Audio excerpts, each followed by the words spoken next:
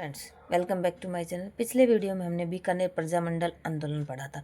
खूब डिटेल से पढ़ा है, ऐसे ऐसे फैक्ट पढ़े हैं जो हमारे सीधे एग्ज़ाम की दृष्टि से इम्पोर्टेंट होने वाले हैं। और बच्चों, आपको वीडियो पसंद आता है तो मेरे चैनल को लाइक से सब्सक्राइब ज़रूर करें और कमेंट अच्छे बुरे आपको जैसा भी वीडियो पसंद आता है, अगर कुछ कमी दिखती है तो मुझे ज़रूर बताएं, मैं सुधार करूँगी।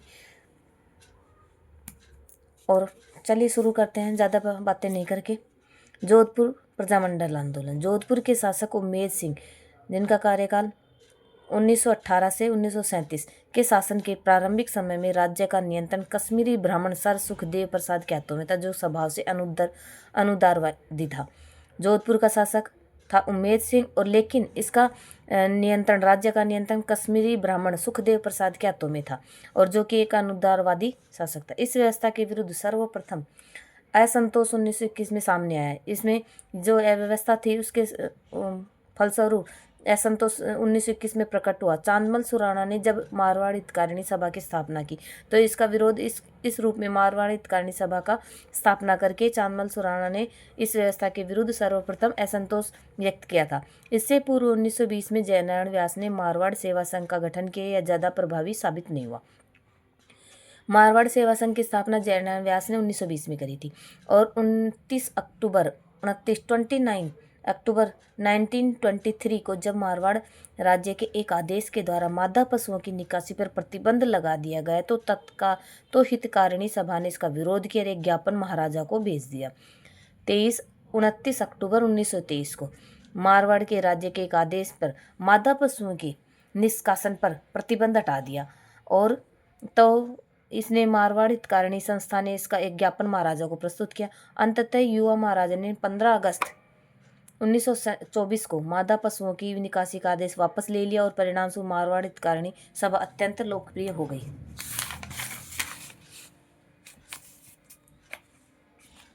सर सुखदेव प्रसाद ने कुछ अवसरवादी व्यक्तियों को एक प्रतिद्वंदी संस्था बनाने के लिए प्रेरित किया। परिणाम स्वरूप राजभक्त देश हितकारिणी सभा का गठन किया गया, परंतु इसे लोकप्रियता नहीं मिली।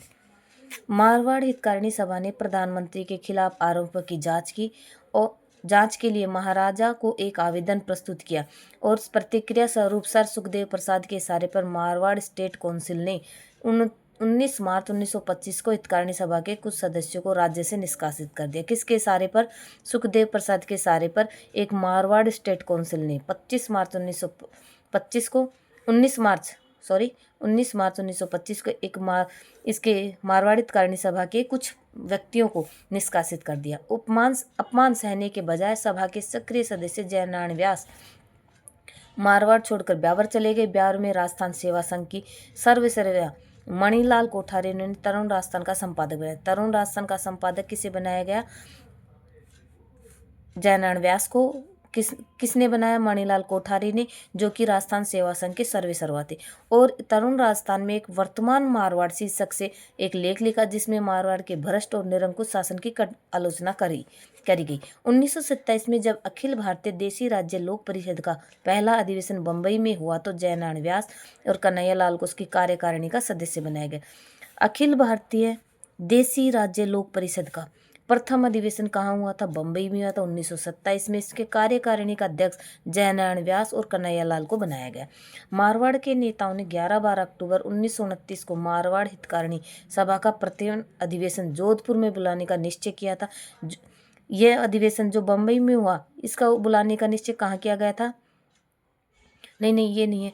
मारवाड़ के नेताओं ने 11-12 अक्टूबर 1929 को मारवाड़ हितकारिणी सभा का प्रथम अधिवेशन जोधपुर में बुलाने का, लेकिन जोधपुर के सरकार ने जागीरदारों के दबाव में आकर सम्मेलन पर प्रतिबंध लगा दिया गया। मारवाड़ हितकारिणी सभा की ओर से जयनारायण व्यास लिखित 2 पुस्तिकाएं मारवाड़ हितकारिणी सभा की ओर से जयनारायण व्यास द्वारा लिखित, एक तो मारवाड़ की अवस्था और पोपाबाई की पोल, किसके द्वारा? जयनारायण व्यास के द्वारा मारवाड़ हितकारिणी सभा की ओर से प्रकाशित की गई, जिसमें मारवाड़ प्रशासन की कटु आलोचना की गई। और जयनारायण व्यास, आनंद राज सुराणा और भंवरलाल सराफ, इन तीनों नेताओं पर एक विशेष अदालत में राजद्रोह का मुकदमा चलाकर तीनों को 4-5 वर्षों के कठोर कारावास की सजा दी गई। जयनारायण व्यास, आनंदराज सुराणा, भंवरलाल सराफ, इन तीनों नेताओं पर एक विशेष अदालत ने राजद्रोह का मुकदमा चलाया और इन तीनों को 4-5 साल की कठोर कारावास की सजा सुना दी गई। 10 मई 1931 में जोधपुर में जयनारायण व्यास के निवास पर मारवाड़ यूथ लीग की स्थापना कहाँ की गई? जयनारायण व्यास के निवास स्थान पर कहाँ की गई? जोधपुर में, और 1931 10 मई 1931 को, जिसमें जोधपुर के साथ साथ ग्रामीण क्षेत्रों तक जन चेतना प्रसारित करने का निर्णय किया गया और मानमल जैन को लीग का मंत्री बनाया गया। मानमल लीग को, इस लीग का, मारवाड़ यूथ लीग का मंत्री किसे बनाया गया? मानमल जैन को। मारवाड़ यूथ लीग को अवैध घोषित करने के पहले ही कार्यकर्ताओं ने बाल भारत नामक एक अन्य संस्था बनाकर छगनराज चौपासीवाला को इसका मंत्री बना दिया गया। यह जो मारवाड़ यूथ लीग को अवैध घोषित करते उससे पहले ही कार्यकर्ताओं ने क्या बना ली? दूसरी अपना एक बाल भारत सभा बना दी और इसका छगनलाल चौपासीवाला को इसका मंत्री बनाया गया। मारवाड़ यूथ लीग का मंत्री किसे बनाया गया था? मानमल जैन को बनाया गया था। इसकी स्थापना जोधपुर में जयनारायण व्यास के निवास पर करी गई 10 मई 1931 को। और इसके बाद 24-25 नवंबर 1931 को पुष्कर में चांदकरण शारदा की अध्यक्षता में मारवाड़ राज्य लोक परिषद का अधिवेशन सफलतापूर्वक संपन्न हो गया। मारवाड़ राज्य लोक परिषद का अधिवेशन पुष्कर में 24-25 नवंबर 1931 को चांदकरण शारदा की अध्यक्षता में सफलतापूर्वक संपन्न। कस्तूरबा गांधी, महात्मा गांधी जी की पत्नी, काका काकेलकर, मणिलाल कोठारी आदि नेताओं ने सम्मेलन में शिरकत की थी। इन्होंने भी भाग लिया था। एक तो कस्तूरबा गांधी ने, काका काकेलकर ने और मणिलाल कोठारी ने। अतः जोधपुर सरकार ने मार्च 1932 में मारवाड़ हितकारिणी सभा को अवैध घोषित कर दिया गया। मार्च 1932 में मारवाड़ हितकारिणी सभा को अवैध घोषित कर दिया गया। 33 में बाल भारत व मारवाड़ यूथ लीग को भी अवैध घोषित कर दिया। 32 में तो मारवाड़ हितकारिणी सभा को अवैध घोषित किया गया। 33 में बाल भारत और मारवाड़ यूथ लीग को भी अवैध घोषित कर दिया गया।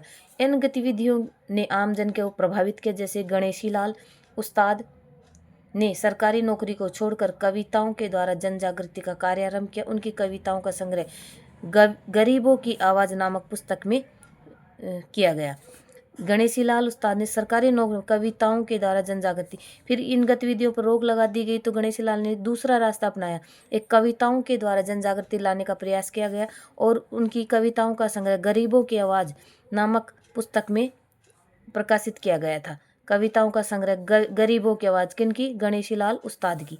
और इसी वातावरण में 1934 में जोधपुर प्रजामंडल की स्थापना की गई। जोधपुर प्रजामंडल की स्थापना 1934 में, जिसके प्रथम अध्यक्ष भंवरलाल सराफ बने। रणछोड़ दास गट्टानी, पुरुषोत्तम दास नैन भी संस्था से जुड़े थे। प्रजामंडल ने एक युवा विधवाकर्षण के राज परिवार से जुड़े कुछ लोगों का अपहरण करने के मामले में व्यापक स्तर पर उठाया गया और इनकी रिहाई की मांग करते मध्ययुगीन अवान्य प्रवृत्ति के खिलाफ देश में विभिन्न भागों में रहने वाले मारवाड़ियों ने कृष्णा दिवस को मनाते हुए इसका आह्वान किया। कृष्णा दिवस जोधपुर प्रजामंडल आंदोलन के दौरान मनाया। क्यों मनाया गया था? क्योंकि एक विधवा युवती थी कृष्णा और उसके राज परिवार से जुड़े कुछ लोगों को द्वारा राज परिवार के लोगों ने उनको उठा लिया गया, अपहरण कर लिया गया। इस अमानवीय व्यवहार के कारण कृष्णा दिवस मनाने का आह्वान किया और प्रजामंडल ने शिक्षा शुल्क के खिलाफ मई जून 1936 में अभियान चलाया। 21 जून 36 को शिक्षा दिवस मनाया। 21 जून 1936 को शिक्षा दिवस भी मनाया गया। और 1936 में प्रांतों और राज्य में कांग्रेस की सहयोगी संस्था के रूप में सिविल लिबर्टीज यूनियन की स्थापना की गई। जोधपुर में भी इसका यूनियन का गठन हुआ। 36 में प्रांतों और राज्यों के कांग्रेस की सहयोगी संस्था के रूप में किसकी? सिविल लिबर्टीज यूनियन की स्थापना की गई। और 1936 में कराची में अखिल भारतीय देशी राज्य लोक परिषद के अधिवेशन को जयनारायण व्यास को महामंत्री निर्वाचित किया गया। उन्होंने बम्बई से अखंड भारत का संपादन आरंभ किया था। अखंड भारत का बम्बई से किसका? जयनारायण व्यास के द्वारा। और 37 में दीपावली के दिन जोधपुर प्रजामंडल और सिविल लिबर्टीज यूनियन को अवैध घोषित कर दिया गया। दीपावली के दिन 1937 में एक तो सिविल लिबर्टीज को यूनियन को और जोधपुर प्रजामंडल को अवैध घोषित कर दिया। नवंबर 1938 में विजय लक्ष्मी पंडित, दिसंबर 1938 ईस्वी में सुभाष चंद्र बोस जोधपुर आए। उन्होंने लोगों को स्वतंत्रता प्राप्ति के लिए त्याग और समर्पण करने के लिए प्रेरित किया। सुभाष बोस ने गिरदी कोटा की आम सभा में नवयुवकों को स्वतंत्रता संग्राम से जुड़ने का आह्वान किया। सुभाष चंद्र बोस ने कहा गिरदी कोट की आम सभा में कहाँ की गिरदीकोट की आम सभा में नवयुवकों को स्वतंत्रता में संग्राम में जोड़ने का आह्वान किया और अंततः 16 मई 1900 मारवाड़ लोक परिषद की स्थापना रणछोड़ गट्टानी के नेतृत्व में की। इसका उद्देश्य महाराजा की अध्यक्षता में उत्तरदायी शासन की स्थापना। तो मारवाड़ लोक परिषद की स्थापना 16 मई 1938 को। फरवरी 1939 में जयनारायण व्यास को भी रिहा कर दिया गया और रिहा होते व्यास ने आंदोलन की बागडोर अपने हाथ में ले ली और मारवाड़ लोक परिषद की महासचिव अभयमल जैन को मारवाड़ लोक परिषद का महासचिव कौन बना? अभयमल जैन। और मारवाड़ लोक परिषद क्या है नामक एक पुस्तिका प्रकाशित की। ये एक पुस्तिका प्रकाशित, इसके अनुसार लोक परिषद को एक ऐसा संगठन बताया गया कि जनता के अधिकारों और निर्वाचित प्रतिनिधियों के द्वारा संवैधानिक सरकार। एक तो मारवाड़ लोक परिषद की एक पत्रिका प्रकाशित करी गई थी, मारवाड़ लोक परिषद क्या है इसके बारे में बताया गया कि संघर्ष, यह जनता के अधिकारों, निर्वाचित प्रतिनिधियों, संवैधानिक सरकार बनवाने के लिए संघर्षरत रहेगी और परिषद के तत्वावधान में कार्यकर्ताओं ने पर्ची और पुस्तिकाओं के द्वारा राज्य के विरुद्ध प्रचार करना आरंभ कर दिया और गरीबों की बौखलाहट, अमानत का हिसाब, उत्तरदायी शासन की स्थापना, जोधपुर नौकरशाही का अत्याचार आदि लेख प्रमुख थे। इनमें जो पर्ची और कार्यकर्ताओं ने पर्चों और पुस्तिकाओं को राज्य के विरुद्ध प्रचार कौन कौन सी? गरीबों की बौखलाहट, अमानत का हिसाब, उत्तरदायी शासन की स्थापना, जोधपुर नौकरशाही का अत्याचार आदि ये लेख प्रमुख थे।